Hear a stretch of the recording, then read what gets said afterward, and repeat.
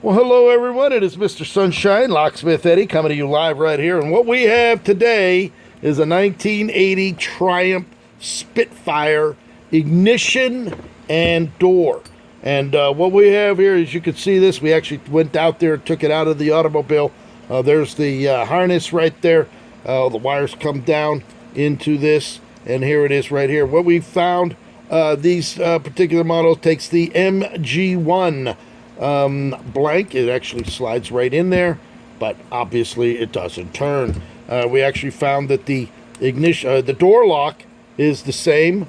So we have the door lock here itself. So what we're going to do is we're going to go ahead and we're going to make a key for this. And in order to make a key, to make this thing operate correctly, we're going to go ahead. You can see this handle set, the way it's made. Somebody, to wire it together because they lost the pin, they put this fishing line in here to hold this all together, as you can see.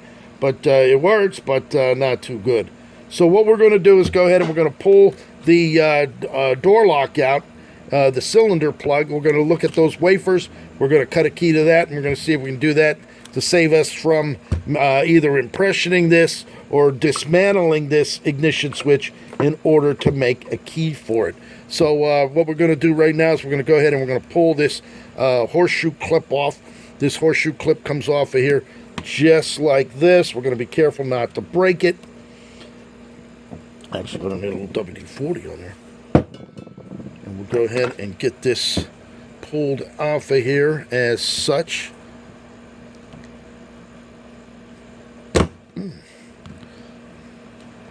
Boy, that baby's really jammed on there.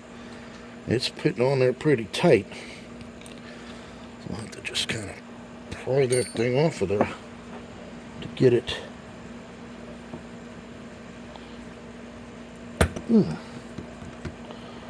Boy, that clip is really jammed on there with some pressure. There it comes.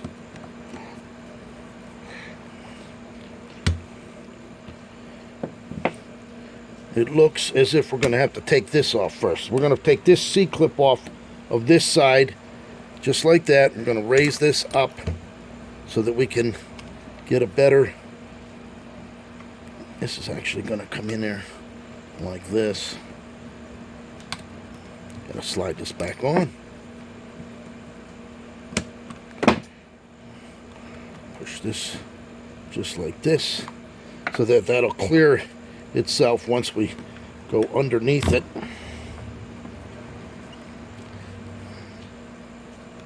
As such.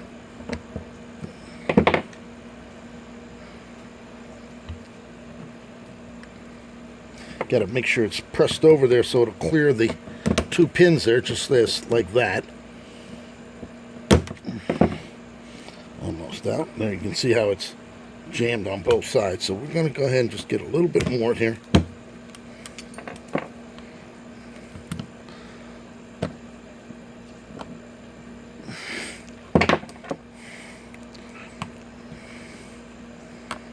Boy, that's really jammed in there good, isn't it? No question about that.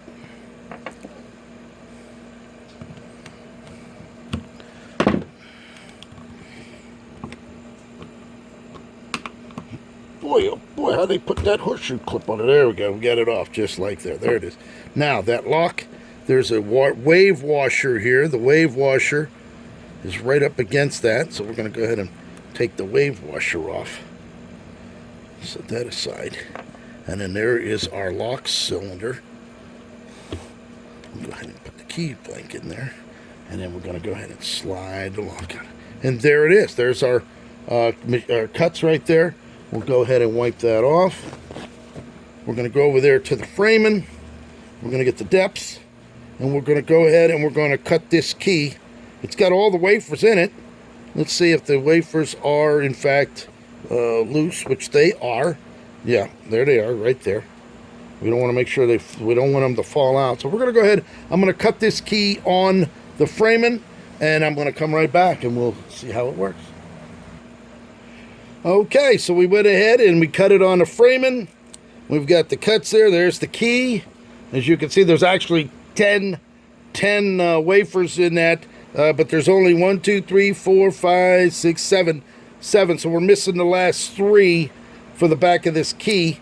But we have it there so that now we know for a fact that the door lock will operate correctly. So we can put that back in there, turn it in there like that. And as you can see, the key works beautifully, just like that. See that? So there we go. We have an operating key for the door lock. So we can go ahead and put all of this back together. As such, this is going to go back on here. As like that. We're then going to go ahead and put our horseshoe clip back on there.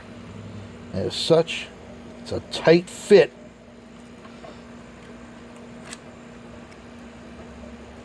To get this all back together here.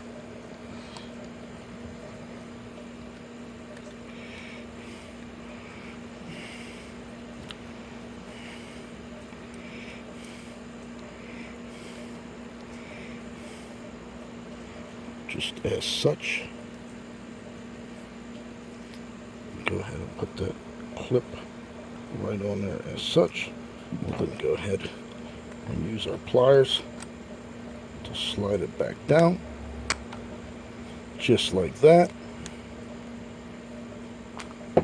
Put our C-clip back on this one end on this end.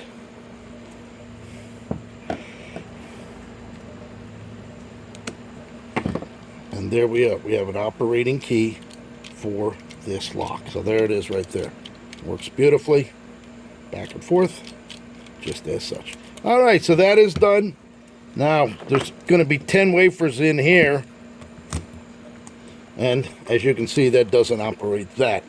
So we're going to be able to determine the last 3 wafers in there. So what we're going to do is we're going to go ahead and hit this down, and we're going to try to impression it so we can get the last 3 cuts so we can have an operating key. And I'm going to come right back.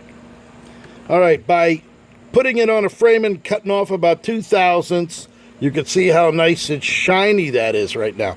So we took 2/1000ths off of there, and now what we can do is put the key in and attempt to make a impression on that. So we're going to try to impression this so we don't have to pull the whole ignition switch apart. And to do that, we're just going to gently turn that key just like that, not without bending the key. We don't want to do that. And by pulling that out, there's a space right there. There's a depth on the end. We got a depth cut right there. And we have a cut right there. So we're going to go ahead and cut those down a little bit and see if we can get this key to operate.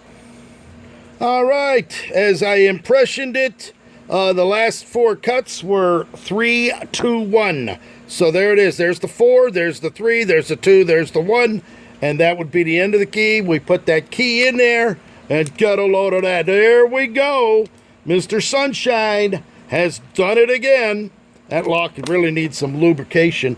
It's really probably never had lube since the day it was sent from the factory. So we're going to lube it up real good. And there it is. There we go. Beautiful, good as new.